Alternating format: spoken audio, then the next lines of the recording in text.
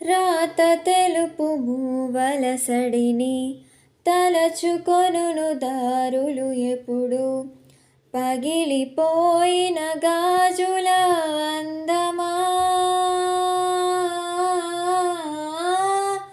అరచేత వేడిని రేపే చెలియ చేయి నీ చేత ఒడిలో వాలి కథలను చెప్ప రాసి పెట్టలేదు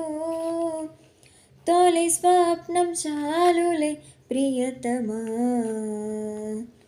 కనులు తెరువుమా తలచి తలచి చూస్తే తరలి దరికి వస్తా నీకై నేను బ్రతికి ఉంటిని ఓ నీలో నన్ను చూసుకుంటిని.